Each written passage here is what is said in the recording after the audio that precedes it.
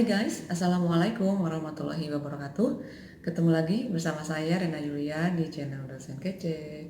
Di video kali ini saya akan menyampaikan materi tentang viktimologi. Materinya adalah pengertian viktimologi. Apa sih pengertian dari viktimologi? Ya, kalau sebelumnya kita sudah belajar tentang sejarahnya, perkembangannya, kemudian manfaatnya. Nah, materi kali ini adalah apa sih pengertian dari viktimologi?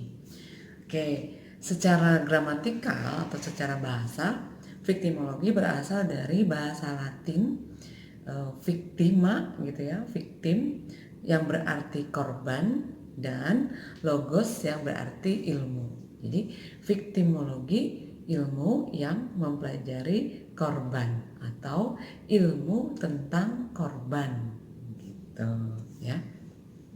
Nah, secara terminologis viktimologi berarti suatu studi yang mempelajari tentang korban, kemudian penyebab timbulnya korban, kemudian akibat penimbulan korban yang merupakan masalah manusia sebagai suatu kenyataan sosial.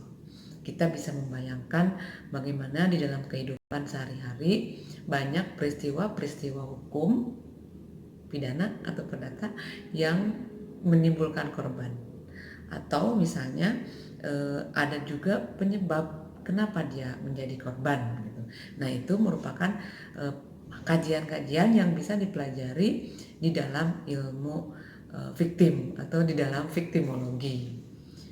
Nah, kemudian ada juga yang berpendapat bahwa viktimologi itu merupakan suatu pengetahuan ilmiah atau studi yang mempelajari suatu viktimisasi gitu, sebagai suatu permasalahan manusia yang merupakan suatu kenyataan sosial. Jadi viktimologi itu merupakan suatu pengetahuan ilmiah atau studi yang mempelajari suatu viktimisasi gitu, sebagai suatu permasalahan manusia yang merupakan kenyataan sosial. Nah, perumusan ini membawa akibat perlunya suatu pemahaman. Yang pertama, sebagai suatu permasalahan manusia menurut proporsi yang sebenarnya secara dimensional gitu. Jadi kadang kita juga bisa memproporsikan di dalam kehidupan kita, di dalam kenyataan sosial itu ada permasalahan-permasalahan manusia yang memang wajar saja terjadi begitu ya. Kadang-kadang kita juga beranggapan bahwa ini udah musibah gitu ketika ada korban. Ketika ada korban, apakah itu korban tindak pidana, korban banjir, korban apapun itu, atau dia apes gitu, maka kita bilang bahwa ini merupakan sebuah permasalahan manusia yang memang wajar gitu. Nah, yang kedua, sebagai suatu hasil interaksi akibat adanya suatu interrelasi antara fenomena yang ada dan saling mempengaruhi. Nah, ini kalau yang tadi itu merupakan sebuah permasalahan yang memang proporsional atau permasalahan yang memang wajar. Nah, kalau yang kedua hasil interaksi gitu. Jadi ada sebab, ada akibat gitu. Berarti ketika ada korban, apa yang sudah dia lakukan ataupun sehingga dia menjadi korban, atau ada interaksi antara si korban ini dengan si pelaku. Jadi ada fenomena yang memang saling mempengaruhi gitu. Nah, yang ketiga, sebagai tindakan seseorang individu yang dipengaruhi oleh struktur sosial tertentu, suatu masyarakat tertentu. Jadi ini berbicara tentang tindakan seseorang gitu, sebagai sebuah individu, tetapi tindakan itu dipengaruhi oleh unsur struktur sosial tertentu di dalam masyarakat tertentu. Nah, viktimologi itu memberikan pemahaman ataupun pencerahan terkait permasalahan kejahatan, lebih spesifik lagi dengan mempelajari para korban kejahatan gitu. Memang ya, korban itu kan tidak hanya korban kejahatan, tetapi viktimologi itu lebih kepada saat ini ya, lebih kepada korban kejahatan gitu.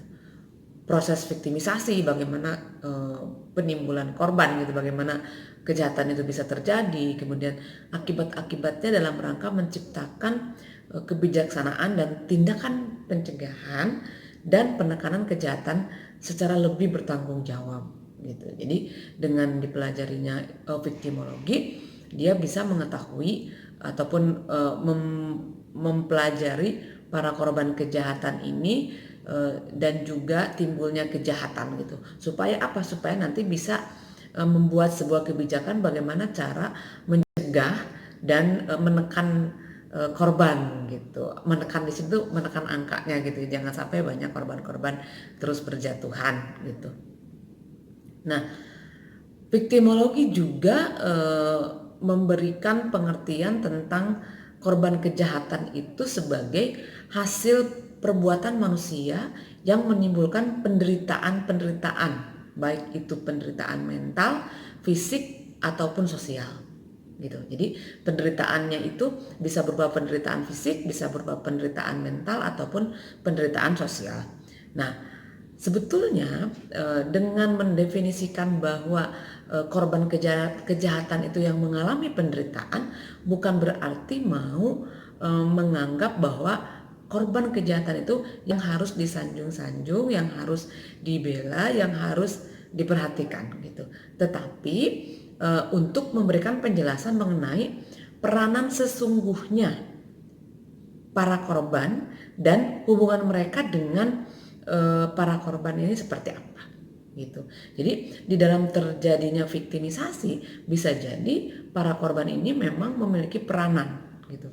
Bahkan peran itu bisa saja lebih dari pelaku, misalnya bisa sebagai pemantik, bisa sebagai pemicu, bahkan bisa sebagai provokator gitu. Nah, sebetulnya viktimologi ini ingin mencoba mencapai hasil-hasil yang memang praktis gitu ya. Jadi misalnya ingin menyelamatkan manusia dari bahaya gitu. Karena kalau sudah tahu bagaimana korban kejahatan itu bisa terjadi, maka diharapkan kita bisa mempelajari bagaimana caranya supaya tidak menjadi korban gitu ya. Nah, tetap misalnya ada efek-efek polusi industri pada setiap anggota masyarakat, kemudian terjadinya viktimisasi ekonomis ataupun viktimisasi politik, sosial gitu. Nah, viktimologi juga perkembangannya hingga sekarang ini terus semakin maju ya. Jadi ada beberapa fase yang bisa kita lihat gitu ya untuk perkembangan viktimologi ini. Yang pertama itu viktimologi hanya mempelajari korban kejahatan saja. Jadi pada fase ini dikatakan sebagai penal or special victimology. Jadi dia mempelajari bahwa viktimologi itu ilmu tentang korban kejahatan gitu ya. Nah, fase kedua berkembang, viktimologi tidak hanya mengkaji masalah korban kejahatan tetapi juga meliputi korban kecelakaan gitu. Kan berbeda dong kejahatan dengan kecelakaan gitu ya. Nah, ini juga menjadi kajian yang kemudian dibahas oleh viktimologi. Nah, pada fase ini disebut sebagai general viktimologi.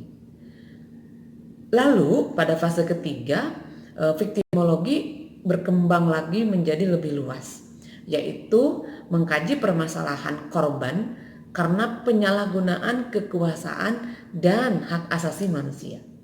Bayangkan perkembangannya ya.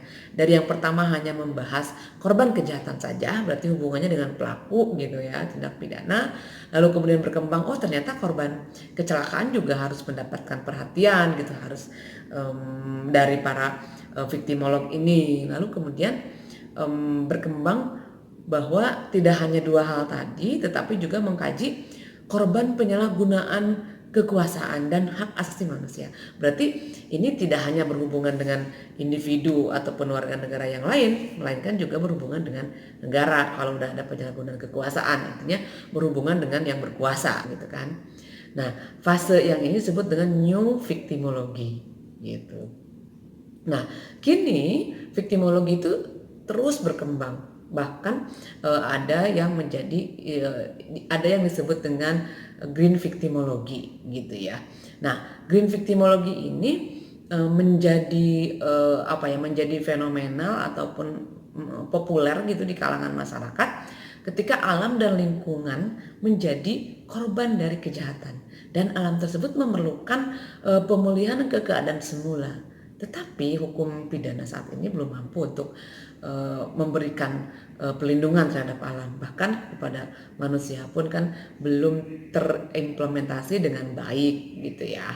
Nah, selain green victimology yang menganggap bahwa lingkungan merupakan salah satu korban gitu ya dari kejahatan yang ada, juga korban bencana alam menjadi salah satu bagian yang berkembang gitu saat ini, bahwa siapa yang harus melindungi korban bencana alam, seperti apa perlindungan yang diberikan gitu terhadap korban bencana alam, walaupun sudah ada ya undang-undangnya, ada BNPB, ada Badan Penanggulangan Bencana Alam pusat, ada daerah gitu ya.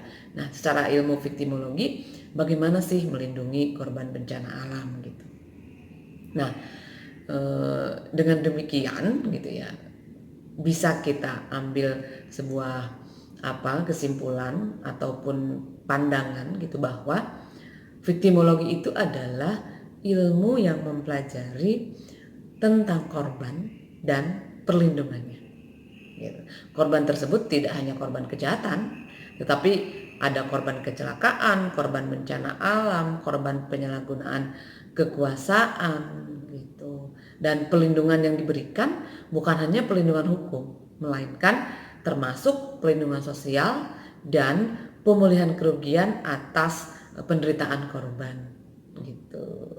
Nah, silakan saudara membuat pengertian victimologi sendiri. Menurut saudara apa sih pengertian victimologi? Dan yang saya sampaikan tadi coba dicari itu menurut para ahli victim siapa gitu ya. Oke, baik, terima kasih.